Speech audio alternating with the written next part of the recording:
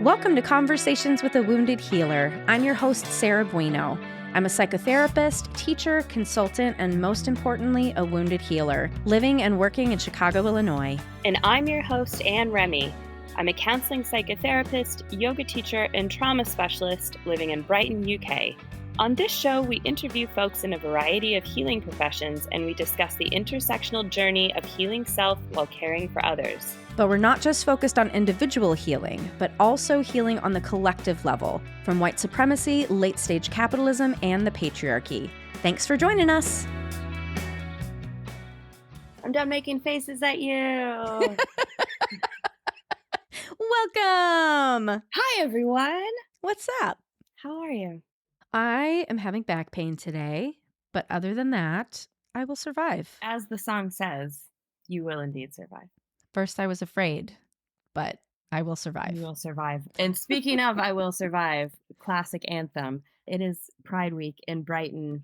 And so we just want to say happy Pride to everyone who celebrates, which is all of Brighton, because Brighton is probably the queerest town in the UK, if not in all of Europe. So we're very excited to be celebrating. Yay.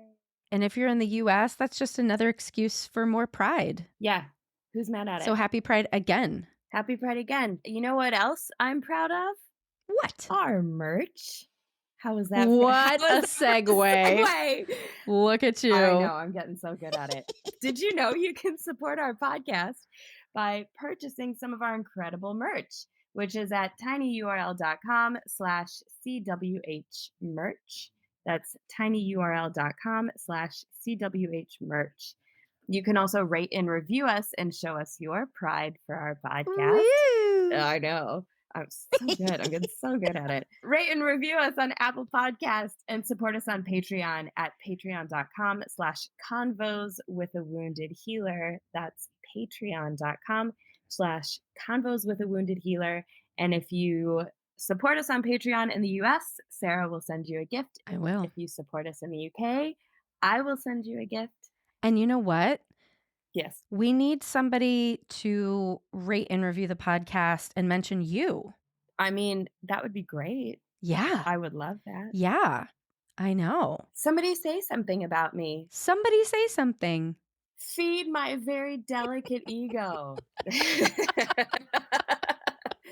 Well, and it's funny that I guess if your mom thinks we sound the same, last night I was listening to the podcast we're going to be talking about today, and Rich said, "Oh, is that you?" So if you can't tell the difference between us, then it's even better. Even your husband. Right.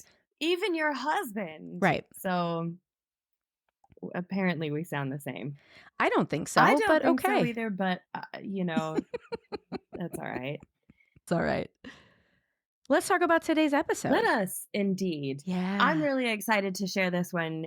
You know, when we started, I know I keep saying this, but Neha is one of the first people that I wanted to reach out to be on the podcast. So we're still cycling through a lot of the this is definitely someone I had to reach out to. Mm-hmm. So I was really excited to interview her and for her to be able to bring her British history and her Indian history and the combination of those two things, which is always very problematic and difficult. Yeah. Yeah.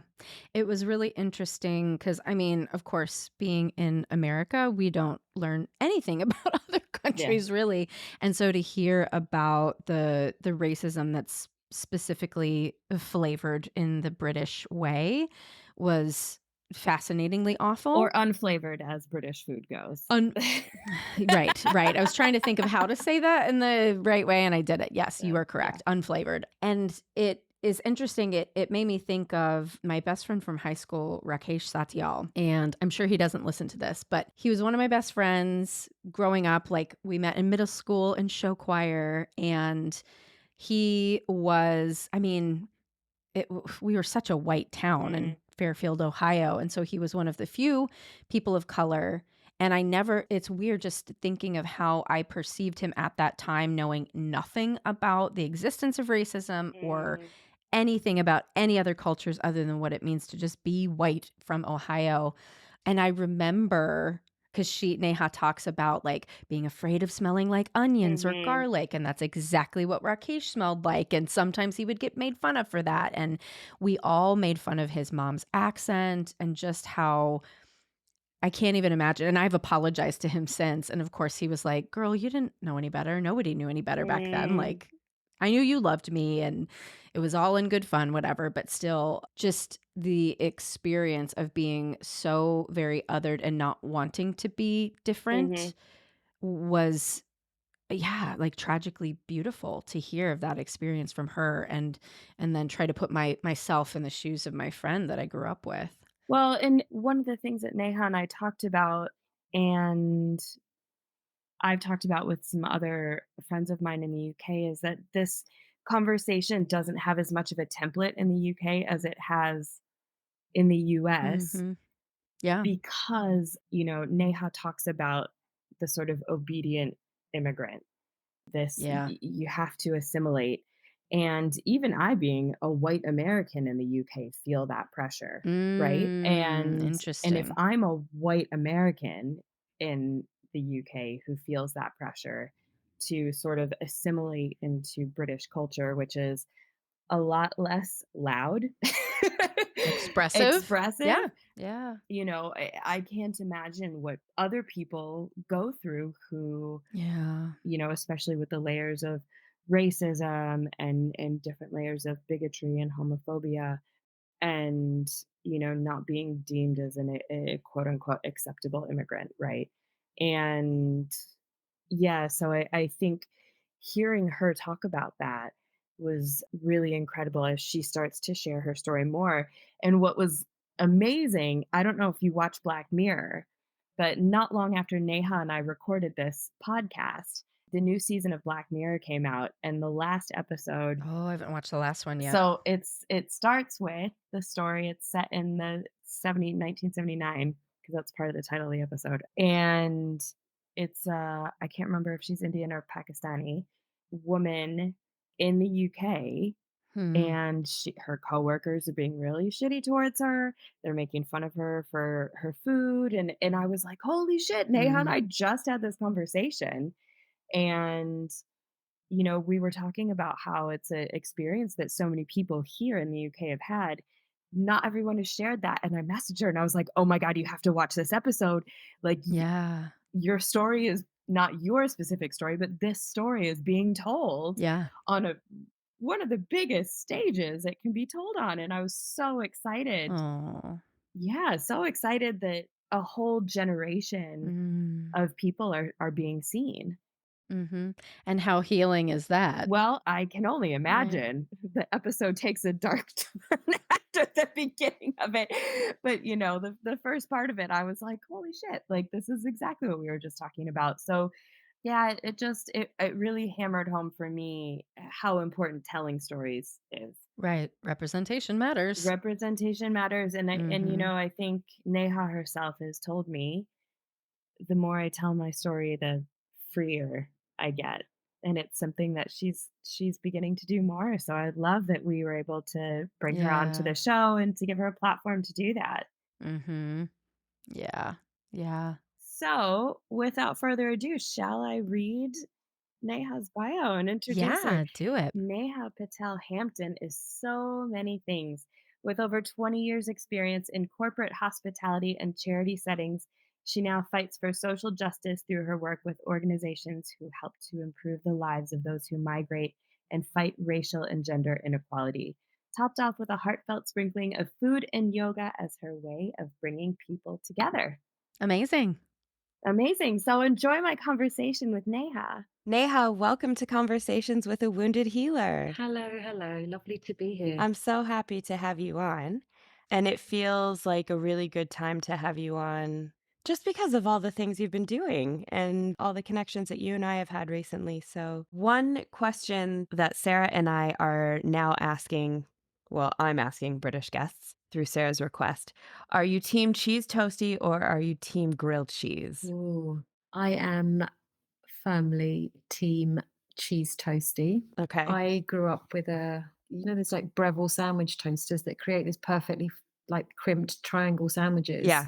So we would call that like a Yeah. panini machine. Yeah, so Yeah. we used to have a Breville machine, and obviously there was cheese, but there was also all sorts of spicy goodness going on in there as well. So for me, it's a cheese toasty, but always with something spicy. So if it's not fresh chilies, it's kimchi. If it's not kimchi, cheese and kimchi, by the way, this could be a revelation for all of our listeners. I just heard every I I just heard my Korean stepfather go, "Ah." All right. Okay, so cheese toasty, but cheese and kimchi or cheese and something spicy. Always. Got it. Perfect. Love that. Neha, I'm going to let you introduce yourself and tell us a little bit about who you are and what you're doing.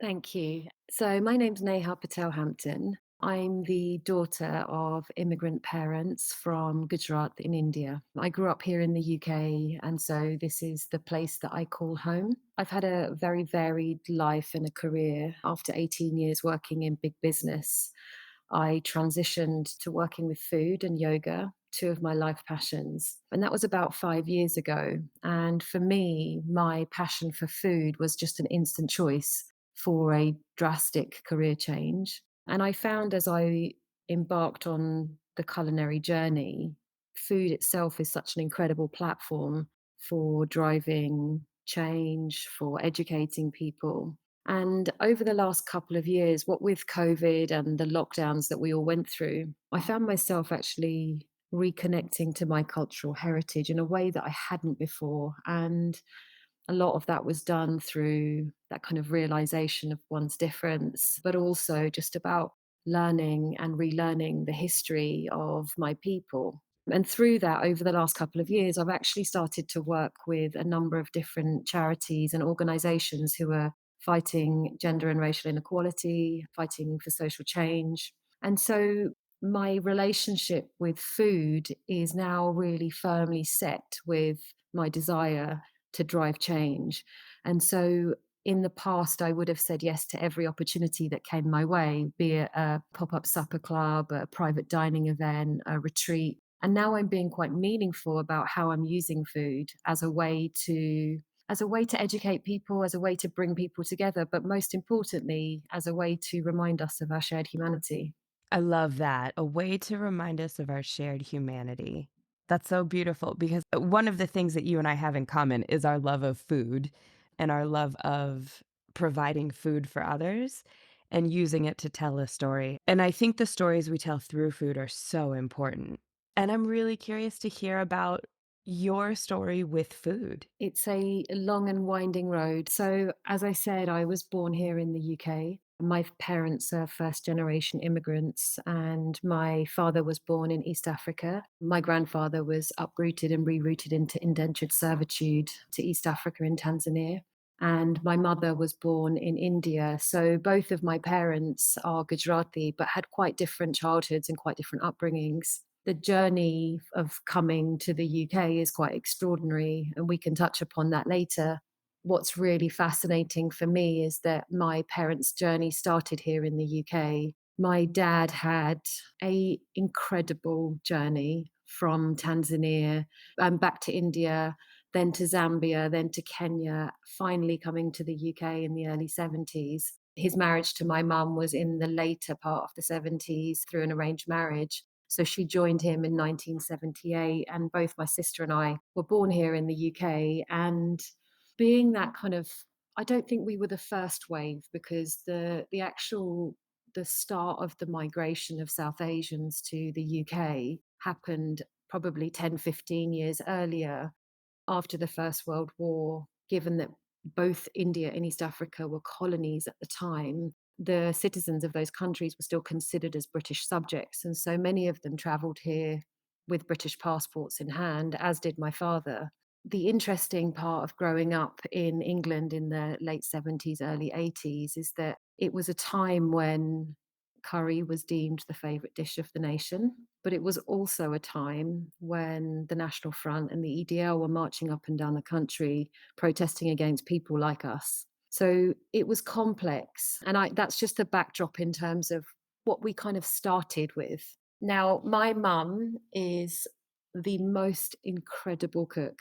she's famous in her family. Actually, still hear stories of her when she's growing up in India. She grew up in a really small village in Gujarat, and my uncles, my two mamas, my mum's two brothers, would eat like 20 or 30 chapatis on every meal sitting, and my mum would be sitting there frantically rolling and cooking and rolling and cooking. And they would only want hot chapatis as well, so you couldn't make them in advance. So there would be all the women cooking whilst the men ate, and then the women ate afterwards. And that was kind of part of Mm. the upbringing she had. Now in India, food is obviously very, very traditional and seasonal. And by traditional, I mean there's not a lot of import into the rural parts of India. So, really, what they eat is what they grow and what they have in front of them. So, Mm. I never thought about that mm, actually. if you think about the UK now and today as we know it, you can get literally every ingredient under the You sun. can get the subpar ingredients because they keep the best ones They for keep the best themselves. ones for This is themselves. this is an issue we're having in the UK at the moment is after Brexit. We're struggling. There was like a whole 2 weeks where there were no tomatoes or cucumbers anywhere, and the whole country was in a panic about tomatoes and cucumbers. And they tried to pass it off as what, like there was a farming issue or something in Southern Europe. Meanwhile, Southern Europe had all the tomatoes and cucumbers they wanted. So that's what happens when you separate yourself from the rest of Europe. From a yeah, absolutely. And we're like, we couldn't be any more of a small island right now, couldn't we? In ways we've created ourselves. So mum grew up with quite traditional, very, very kind of seasonal culinary upbringing. So when she came here, there was nothing available that she recognized. And it's that then that food starts to evolve and change. And so some of my early memories include my mum making really traditional dishes Mhm. with alternative ingredients. So the introduction of things like cauliflowers and cabbages and peas Mm. and stuff entered into our diet, not because, and those things might have been available in India and actually are today because they're grown there, but at the time, there were no raw mangoes to make pickles.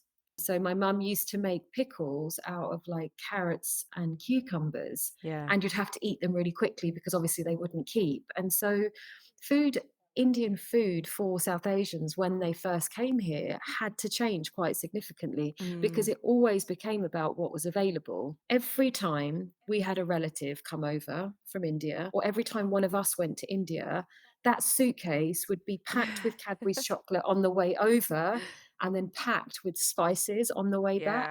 And Yeah. so there was this kind of like just a natural kind of familial migration of ingredients going between the two countries. My childhood is the early years of my childhood are filled with some of the most glorious memories. Are you familiar with the famous Alfonso mango? Not that specific type of mango. It is the king Okay. of mangoes, queen. Let's Let's call call her her the the queen, queen. actually. Let's call her the queen. She's the queen of mangoes. She grows for 1 month of the year in a specific part of India, and she is the most ridiculously juicy, fragrant, dark orange colored mango that you will ever come across in your life. South Asians obviously missed mangoes, and so 1 week of the year there would be a trip to London. Generally, in my childhood, we would go to London 3, 4 times a year to either Tooting or Wembley, where there were like a range of Indian shops that sold all of the ingredients that we needed. And we would buy like 4 boxes of Alfonso mangoes. And for a week, we would truly sit and eat mangoes for breakfast, lunch, and dinner. And some of my fondest memories are being put on the floor with a bed sheet with the mango skins and the pulp and just literally gorging on mangoes. Mangoes have such a special place in my heart. A, because actually one of the first times I went to India, I stayed on a mango farm and they were like, yeah, you can just wander around and pull them off the trees and eat them. And I was like, I can what? And when I lived in Taiwan, the woman who ran the fruit stand across from my house, when I would come down every morning, she would just hand me the nicest mango she had. And it became like a bonding. She didn't speak any English, so it became a bonding thing between her and I. And also, like, my best breakfast every day was just this ridiculous juicy mango. So I love hearing you talk about this. And I love what just happened right there is I'm talking about a memory of mine and it evokes a memory of yours. And these Yeah. stories really matter actually because they're part of our history, they're part of our kind of cultural heritage. And whether you learn them through traveling or whether you learn or you gain these memories through your own childhoods, this is the magic that food has. It has the ability to bring people together because we share things. And Yeah. mangoes is just a lovely example. But yeah, my childhood filled with Alfonso mangoes. And by the way, every year I am gifted a box of Alfonso mangoes from my mum. Doesn't matter where I am, where I live. Every year there is a box that turns up at my house, and I do the same process of gorging on mangoes. They just happen to be like 100 times more expensive now. I mean, I'm talking £3 a Oh my mango, God. and I get a box of 12. So, these are the most delicious, but also the most expensive mangoes. Yeah, sure. The other memory that I'd share in my childhood is we have, I think in English they're called poppadoms, but those kind of like Yeah. dried lentil crisp things that you cook on every hot, really hot summer's day, like the 30-degree days, which happen twice a year in the UK, So 30 degrees for American listeners is probably around between 80 and 85. which is actually not even that hot No, for it is not. America. No, it's not. It's not that hot. But that's the hottest that we're likely to get And here. everyone thinks they're dying when it gets Yeah. that hot. We we have we have no air conditioning and no ice machines though. So in a lot of ways, we're just not set up for the hot weather. No. When I'm a kid though, we would have all of my mum's friends and aunties would come together on the hot day. It would be very, very impromptu. On the stove, there would be vats and vats of lentil dough steaming, which would then be rolled out to like literally see-through like texture. And then bed sheets out on the lawn. We would dry them in the sun and it Oh, would be the kids, it would be us running back and forth, turning them over. Little gust of wind would blow them away and would come and have to rearrange them back out again. So a lot of those kind of really precious Indian moments came with my parents yeah. actually. And even things like my first experiences, I remember being 4 or 5 years old, standing on a stool, rolling my first chapati.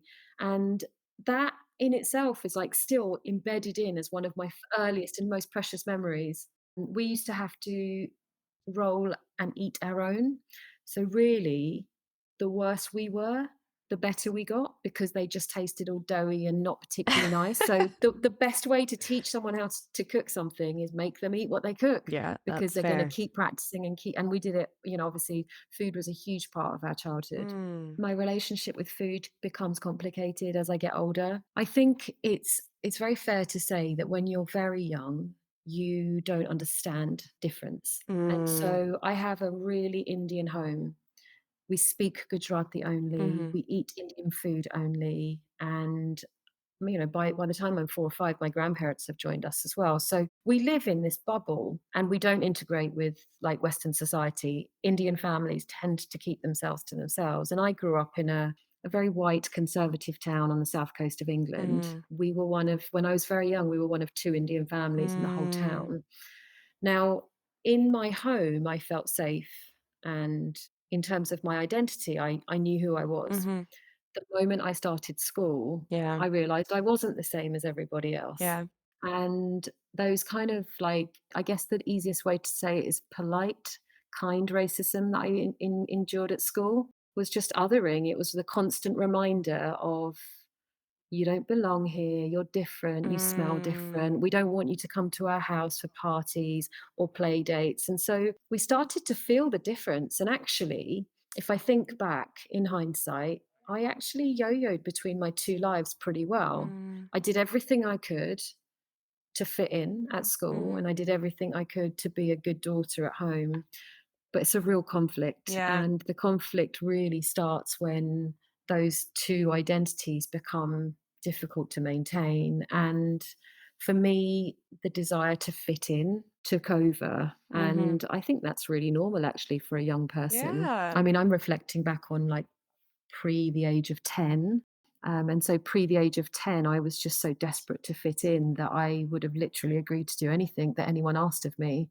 And I think that's still something I'm working through now, that desire to belong, that desire to Mm, fit in, the kind of constant need to kind of please people. And that comes from a time where who I was not something I could share with the world because mm. it made me different and I didn't want to be. It's so interesting because you and I have talked about this before, and one of the things I've thought about is how much I hear this conversation in the United States about code switching, about having to fit in different spaces and the stress that that puts on marginalized groups. But I don't hear that same conversation in the UK. And quite often when I talk to people and people who have stories very similar to yours, they don't realize that they're not alone in that experience because these Mm. conversations don't happen on a larger scale.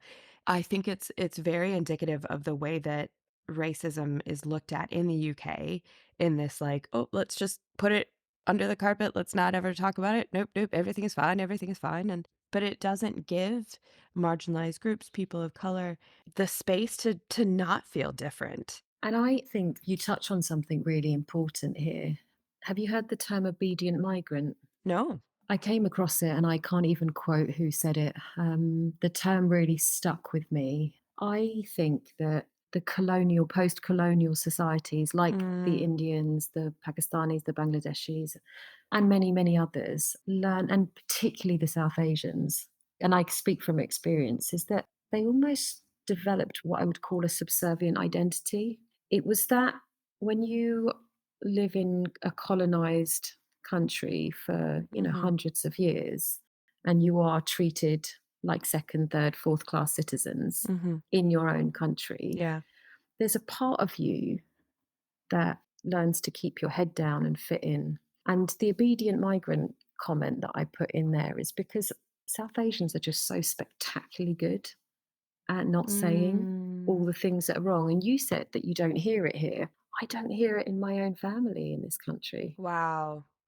I think that my own exploration with my identity, my own healing, my therapy, the work that I do to drive social change, all of those things have enabled me to create a narrative, which I think you're right, is actually quite Mm. unusual.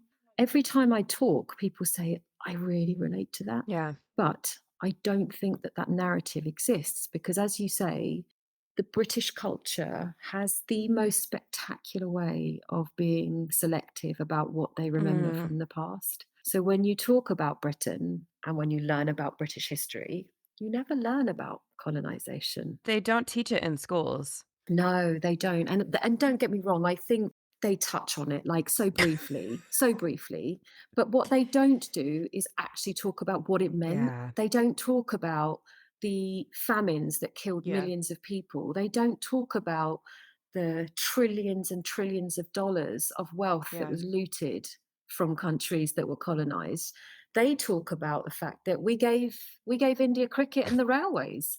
I can't tell you how many times I've actually heard people say It's so that. galling in some ways, isn't it? That the railways is a great example. The British often say, we gave India the railways, or history says that, sorry. The victors Yeah. who wrote history say, we gave India the railways. What they don't say is that it was a means to help them transport goods around and get them out of the country. They don't say that bit. They say, we left India with this wonderful railway system. But actually, it was for their own Well, they gain. also don't say who built the railways and how they were treated while they were building them. Exactly. And my grandfather, who was uprooted into indentured servitude in Tanzania, went for the railways. So the term indentured servitude, and I just touch on it for just a second, it's kind of misunderstood because people see it as in, oh, they were given job opportunities in another country. They were given a job opportunity when they lived in a country that had no opportunity and you were living in complete poverty and you were literally not able to provide for your family. Yeah. So these opportunities weren't an option. They were the only choice that people had. So yeah, Yeah. people went voluntarily because they had no choice. And when they got there, what they were promised didn't materialize. They were living Mm. in poor conditions. They were worked too much. They weren't paid fairly.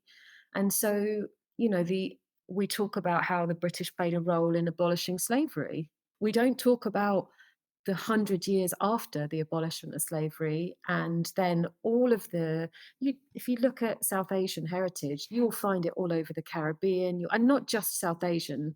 Obviously, the slave trade in itself was so significant, but you will find indentured servitude in the sugar plantations in the Caribbean, all over Southeast Asia, in East Africa, because suddenly they didn't have labor anymore or free labor anymore. Yeah. And that's so something that I learned, I think, from Eugene Ellis's book, The Race Conversation, was that not only were they having, I don't even know how I want to phrase this, enticing people from South Asia to come to colonies and colonized spaces in Africa and the Caribbean, they were then weaponizing that against the locals. And that's something that's never talked about, actually. So, you know, we talk about, and I want to say this with so much respect and sympathy, but we talk about the expulsion of South Asians from Uganda with Mm, Idi Amin, which was one of, you know, one of the worst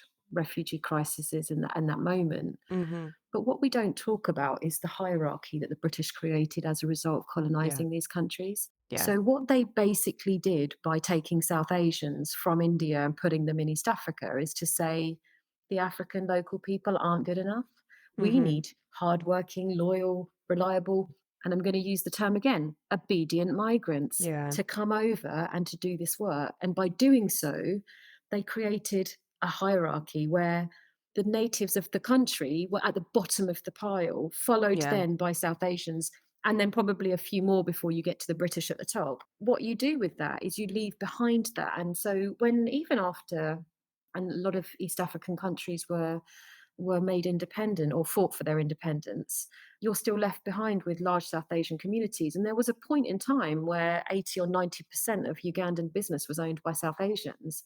And Idi Amin, for the most hideous man that he was, the point he was making is we want our country back. Mm. And I don't, and I stress again, I have family members who were expelled from Uganda. I want to be very sympathetic to the fact that no one deserved that. Yeah. But you have to look at the actual causal part of this story, Yeah. which is that they were put into a country in a hierarchy, which caused Yeah. an imbalance in society. And that in itself was the problem. Yeah, and this is something that I'm learning more and more about, and I'm gonna be honest, I've lived in the UK for 6 years now, and you do have to seek this information out to learn it. It Mm. is not, and let this be a lesson for all the American listeners. This is what happens when you erase all of your flaws from your education. And this is an issue we're facing in the United States at the moment where, there are certain states that are editing history. Yeah. And when we do that, this is Mhm. this is what happens. So, yeah, just a sort of warning label.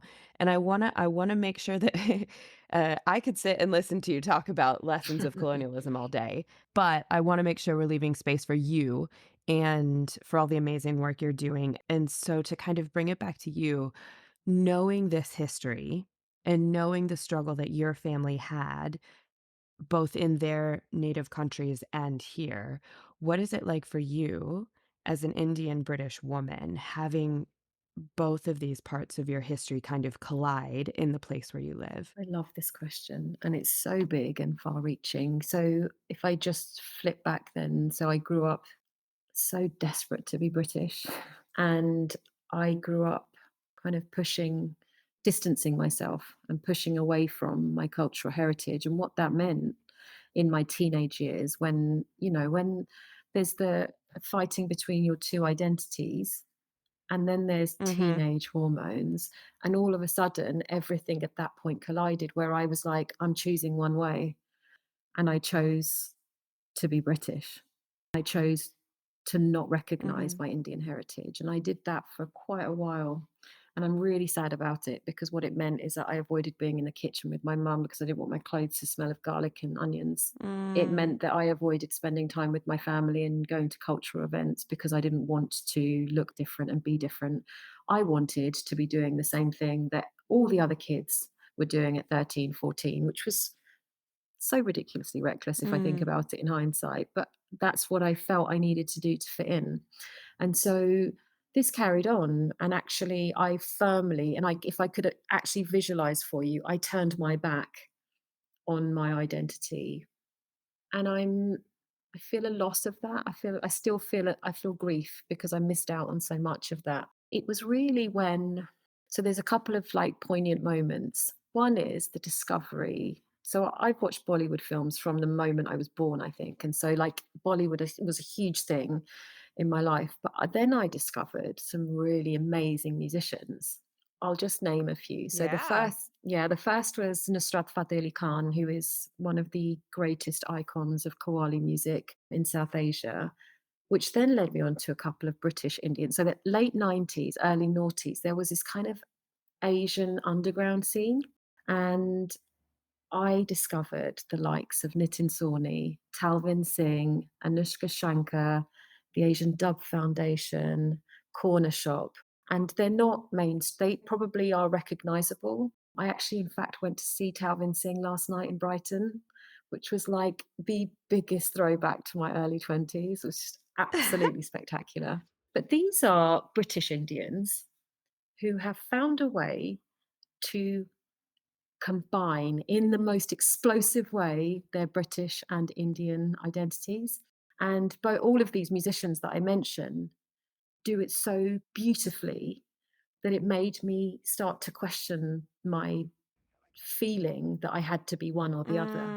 And so Mm. music was that really big first part of that kind of cultural reawakening for me. It was that, hey, you guys look super happy and cool, and you're British and you're Indian, and maybe I can start to think about being both. And then, Mm. as if by magic, because that's how life works, at the age of 22, I was offered a work assignment. So I worked for American Express in Brighton for 18 years. And in the early stages of my career, I was offered the opportunity to go and train a group of people in a call center out in Mumbai.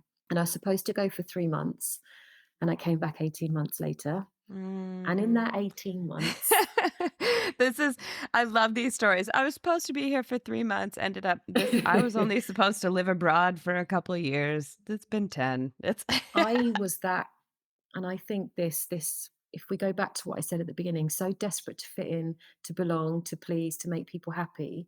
In a work environment, I was the dream. I literally said yes to everything, Mhm. and I jumped higher than anybody ever expected Mhm. me to. And that was the entirety of my career, actually. But in that period when I was in India, for the first time in my life, I'm surrounded by people that all look the same as me. And India is not what my parents had portrayed it to me as. So remember my subservient, obedient parents who had come out of colonial kind of upbringings themselves. When they came to this country, they were like heads down, don't draw attention to yourself. Mm. So even when we faced racism, they said, no, no, just ignore it. And so they didn't validate those moments. And so we kind of started to believe those feelings. But when I went to India, all of a sudden, I'm like night clubbing in Mumbai on a Ah. Saturday night, and life is so different to anything I had imagined. But there's this my love for Indian music, being in Mumbai for 18 months and living the dream really, because at 22 to have an experience of like being in a five-star hotel and running a call center was pretty epic. And it changed something inside me, and I can see it as one of the most pivotal moments of my youth. And I call it my youth because it was a really poignant moment in my early adulthood where I realized that I didn't have to choose and I wasn't torn between two things, and that it was up to me to define what that meant for me. And you can only imagine what my so just coming back to food for just 2 seconds. Can you imagine Oh my what god. India being in India was like? Like I know, and it's like I'd eaten so many cool things through my childhood because my mum had a passion for cooking. And so Gujarat, so India's made up of many states, and each state is like a country. And by that I mean you can go to Gujarat and have a type of Yeah. cuisine. You can go to Kerala and it's go have another type of cuisine, but it's quite Yeah. literally as different as being French to Italian to Spanish to German. Completely different ingredients. Yeah. Again, very, very focused on what's grown in the state. And so the food's developed that way. And so being in Mumbai, which is like a melting pot of different cultures and different cuisines, I Mm. had this opportunity to just try so many new things. I developed a full-blown addiction to kathi rolls, which is the Indian kebab, basically. I Yum. would eat a couple of them every night, I Yes. know. And yeah, it was when I started to pull all of the known parts of me that were in me anyway Mm. and actually bring them to the surface. And so, yeah, food, music, travel. I just had the most spectacular 18 months. And so when I actually came back to the UK, I was like, I'm not the same anymore. I'm a different person and I'm going to treat the next chapter completely differently. So tell me then a little bit. You've come back as this new person, and I guess maybe how does that person become the person you are today? It sounds really big and noble what I've just shared with you, but obviously the journey doesn't stop Well, at the age of 22, does it? Because we all unwind and we go through different stages. And so for me, the next kind of really that I guess when I came back, I surrounded myself with people who loved all parts of me. And so all of the friends that I had at that point in my life loved my Indian heritage. And suddenly I'm mm, surrounded by people who want to celebrate who I am. When I was 27, I sadly lost my father. And that was, without hesitation, one of the hardest moments. My father was an alcoholic and he died of mm, alcoholism, and his life was incredibly sad and tragic. We had an incredibly complex relationship. It took for him to pass for me to then start looking at his story. And I didn't. mm. So, at this point, I'm 27 years old. I'm proud of being Indian. I found a way to be comfortable with being British, but I don't know anything. I don't know any of the actual history. And so a couple of years after he passed away, I actually raised money by walking the South Downs Way. And for our American listeners, we have a national park that runs through the area of the country that we live. It's 100 miles, the walk. And so I walked the 100 miles. It's really beautiful. It's stunning. It's the Windows XP background you all remember from the early 2000s. That's like I think that is where they shot it, is in the South Downs somewhere. That doesn't surprise me at all. Yeah, I looked it up because I was like, "There's no way." Okay, so you raised a lot of money walking the South Downs Way. Yeah, I raised money and I went to Tanzania. And so I didn't want to go as a tourist. I wanted to go to his birth town. I wanted to walk the streets. I wanted to see where he lived and where he was born. And obviously, Tanzania gained its independence in the 70s. So a lot has changed since those colonial times.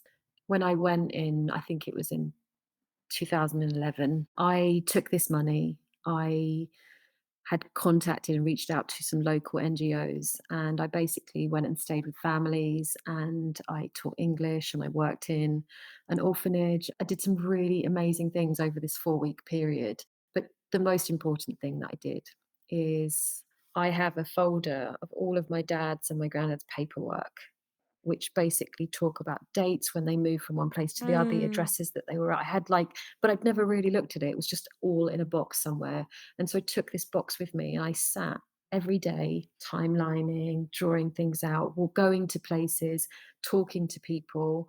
And of course, there's no magical story here. There's no history left. There's no history of my family left there. Just to walk the streets that they walked. Mm. It made me then it awakened something in me. And it's been since then, really, that I've started to really deep dive and explore into the stories and the history that has been so conveniently erased by the country that I live in. And Yeah. so it was around that time that I learned the term indentured servitude. It was around that time that I learned what it meant to have gone to East Africa to work. And so I actually would say that through this learning, I developed a resistance, an Mhm. anger, a frustration. And it's really hard to find peace when two parts of you are really at conflict with another, Ooh. because I understand the privilege that I have being Mm. born in this country. I get it. But I also see the irony that I am born into the country that took away the history of my own. Yeah. And it's very, very hard to make peace with those two things. Mhm. And so, I guess a bit ragey, a bit Yeah. angry, really debate. I mean, you can imagine I'm like learning new things. I'm like, I'm gonna fast forward because I'm now in my 30s, living life, distracted by all the wonderful things that we have going on. I had a big career, really I had a big job at American Express, which meant I traveled a lot, I worked a lot of hours. And so there's not a lot of time for this, but I think it all comes to a head in 2020 when the whole world stopped. What? George Floyd's murder had such a profound impact on me. Mhm. It's not my story. It doesn't, it's a completely different context, but I dare you to find a single person of color who Yeah. didn't relive their trauma. For kind of context for American listeners, it was the first, I think it was the first murder of a Black person by police in the United States that was really, really felt in the UK. It was the first time I saw protests specifically as a result of that. And we've mentioned in previous episodes that people of color in the UK face the same issues as people in the US. The police have fewer guns, but it doesn't mean that they're any nicer. So just wanted to kind of throw that in there. Yeah, so I think George Floyd, it was a big deal in the UK. It was a huge deal, and I think the reason why we probably felt it more than ever is because we had nothing Mm, else. Like, we were in these strange moments where the world was slow and had stopped, and we had time to reflect and think. And for me, it meant, I mean, quite literally an outpouring of mm, grief, of hurt, of pain. I have, with no exaggeration, experienced hundreds of moments mhm, of racism, othering, and I have ignored them. I've been an obedient migrant and I've kept my head down and I've mm. done what my parents taught me to do, which is not to give it space, because I believed by giving it space, I would be othering myself. Oof. I know I bought into what was being said to me, is that you're different. You're different. You don't belong and you're different. And I think somewhere really deep inside me, I bought into that. And so when, when we're in lockdown and George Floyd was murdered and it's everything that you see, all of a sudden I'm like, I'm physically feeling pain that I had never Mm. felt before. And so I've talked to you all the way through to kind of my mid 30s now. But in all of that time, I have never confronted a racist. I have never pulled anyone up for saying something to me. I have Yeah. done the exact opposite. I have turned the other way and I've walked away because I believed what they were saying to me, and I didn't even realize it until this moment. So Mm. 2020 was a really big year, and it kind of ignited something inside me. It made me realize that this really incredible 18-year career in big business gave me some really special skills and experiences that I couldn't ignore. And so, whilst it was so hedonistic to chase a career in the food industry, all of a sudden the industry is on its knees and the world is burning. And so I found myself wanting a change. And what that's meant in the last couple of years is that I have found a way to be useful in driving social change. And so I work for three charities, all of whom are essentially making the lives of people who migrate easier. And that's the Yeah. easiest way I can summarize it, because somebody said to me the other day, "What's your purpose? What's your purpose, Neha?" And without even missing a beat, I responded, "I want to improve the lives of people that migrate." And that's it. Love that. I found a purpose. And so two of the charities that I support refugees and asylum seekers who are struggling with the incredibly divisive and shitty immigration system that we have in this So country. bad. So bad. So I moved here. I'm a white American. I moved here with literally all the privilege, right? I had a company that was sponsoring my work permit, that was paying for the lawyers to do all of my paperwork, that was sorting everything out for me.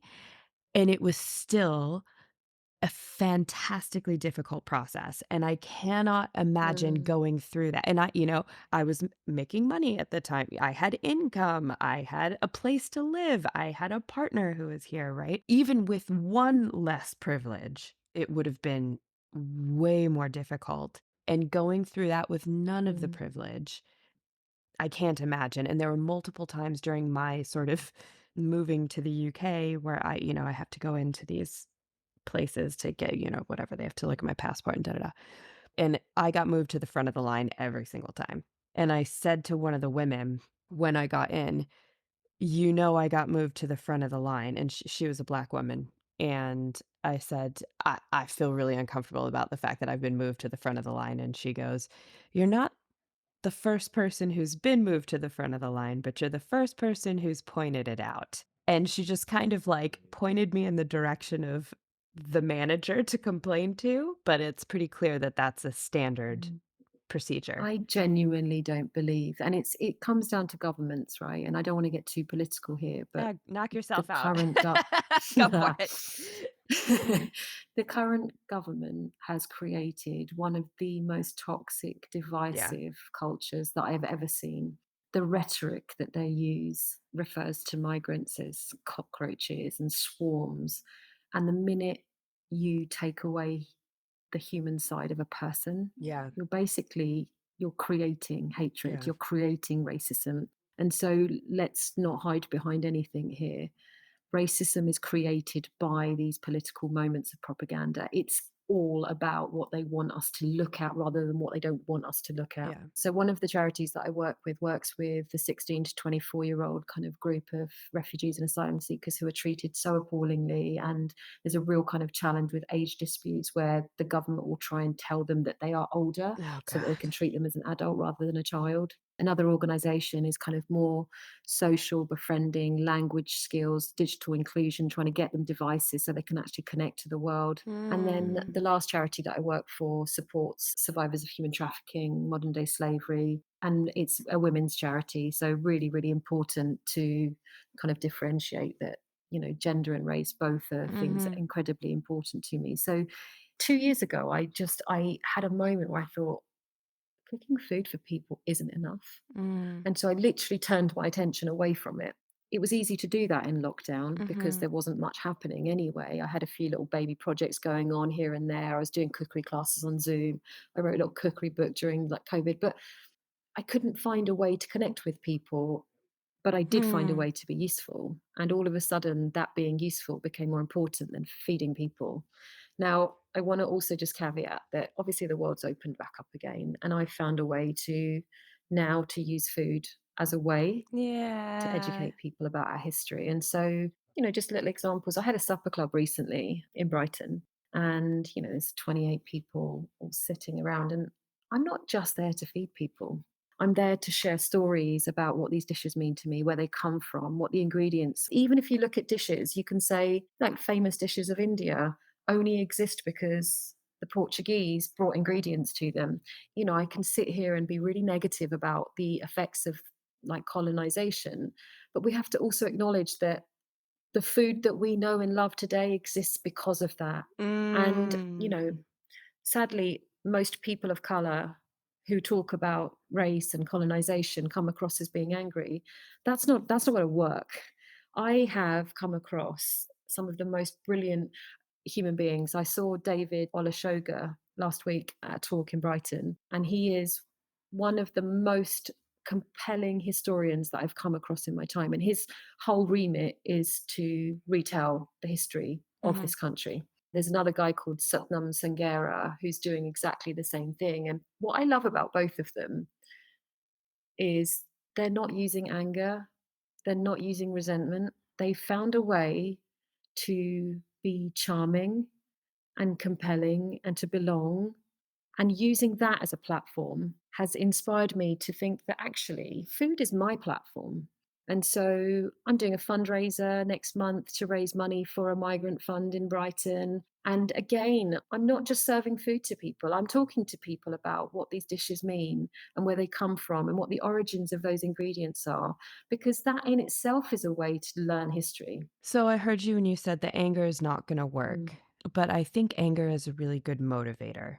And it It's the sounds fuel, like, right? Yeah. I feel it literally filling up, and then I'm finding a way to use it. And yeah. I almost feel like my tank is full with the fuel that anger creates, and then I Mm. use that fuel to do good. And I think that for me, and it's my story and my one story, there's obviously many stories, but for me, I want to be a positive agent for change. The fragility that I come across when I talk about race is, even when I'm the nicest version of myself, Mm. the fragility that I come across when I pull people up Yeah. for saying things that are inappropriate or for being offensive. People will become really defensive and they'll say, I didn't mean it that way. And I'm like, just because you're nice and kind and polite doesn't mean that that's not how it lands with the person that receives it. And Mm. that's the most important thing with racism, isn't it? Is it's not about the person saying it, it's about the person that's receiving it. And actually, I feel othered just by people feeling comfortable to use language in front of me that I don't think they should. Yeah, because it invites that, like, "Oh, you're not like the rest of them," or "You're not" yeah, which is incredibly problematic. Yeah, exactly that. It's hard to stay firm to that, whatever your idea is of your identity. When you talk about African Americans or Chinese Americans, the first word is their cultural heritage. The second word is where they live. Think about it in British terms. They say British Indian, British African, British, but it's always British first. Mm. And I am finding that really problematic. And so I've actually started, I'm going to be annoying on every form that I have to fill in. I'm going to put other, and then I'm going to write, I'm an Indian British. Hmm. Yeah, it's funny because you were the first person who ever pointed that out to me. I mean, obviously, I've seen forms in both countries, but it never really clicked with me because in the UK, I just scroll all the way to the bottom to the category that says white other because there's there's white what is it? It's like white Irish, white British, white European, and then white other, which I think is just such a Mm. funny like I don't know why it makes me laugh every time, but it does. Okay, so tell us what is giving you life with the work you're doing right now? I think that when you understand your history and when you understand your story, it creates a restlessness. And it's that restlessness that creates purpose. And it's taken me a really long time to get to this moment where I can say Mm, that to you. yeah. Because along the way, I've gone one way, I've gone the other, I've done a bit. I mean, and this is the first time in my life where I think I've truly understand what I'm supposed to do with this information. Mm, And just that, improving the lives of people that migrate, that makes me feel proud of myself. It makes me yeah. feel proud to be Indian. It also is helping me to find pride in being British Mm, because there has to be a change. I genuinely believe that if we don't recognize the history and where we came from, we can't change the future. We can't create a future that we're proud of. And so that question is for me very simple. I owe it to my people to be part of creating a future that's different. And through food, isn't that a magical way? listen, if anyone is ever in Brighton and has the chance, this woman's food, I cannot and the way she introduces it with such passion, and you talk about the history and you talk about why this dish, why these ingredients, and the history comes through, and you can taste the love in the food, which is like, It's my mum's love language is food, and yeah. it turns out so is mine. Yeah, well, listen, it's one of mine too. One of my favorite moments. So Neha and I met last year through a good friend of ours, and I immediately, when I heard her passion for food, I was like, "You have to come to my Thanksgiving." And recognizing the full problematic history of Thanksgiving, it's a day that I co-opt as I just cook for a bunch of people and feed a bunch of people and make a bunch of uncomfortable British people say what they're thankful for, and it's the highlight of my year. And I immediately knew that Neha needed to be at my Thanksgiving. It's a food exchange, right? And so it's been really special to hear your history and to be able to share that love with you and for us to be able to connect that way. And so, with the last couple of minutes, the podcast is called Conversations with a Wounded Healer, and I'm curious how you do or do not resonate with that term. When I first heard it, it took me a while to kind of find a connection with it. But actually, the way I interpret the term wounded healer is somebody who's using their experience to do good, to do better. Hmm. And for me, I'm taking the generational trauma that exists within the culture of my people. I'm taking my own experiences of being a Gujarati girl growing up in the UK in the 80s. I'm taking all the complexities of uncovering and unpicking who I am and what that means and my identity. And I'm using that, all of that, to do good through food, through the work that I do with charities. It feels to me, it's a term that actually captures the work that so many people do that have been Mm, through journeys of their own and are using those journeys to create a better society. I love that.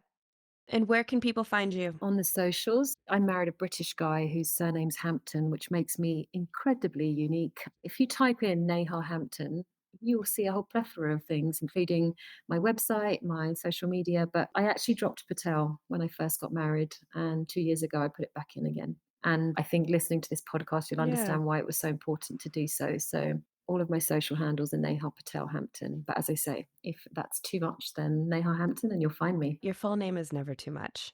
And we'll have links to all of your places in the show notes. Neha, thank you so much for joining today. It's been so nice to talk to you and share your story with our audience. I've absolutely loved talking to you as always. Thanks to our guest for an amazing conversation today. To find out more about today's guest, you can visit www.headheartbiztherapy.com/podcast. You can find Sarah at Head Heart Biz Therapy on Facebook and Instagram. And you can find Anne at Spare Room Wellness or spareroomwellness.com. Thanks as always to Andrea Klunder and the Creative Imposter Studios for editing, to Liam O'Donnell for the album art, and to Ben Mueller for our theme music. Until next time, bye-bye!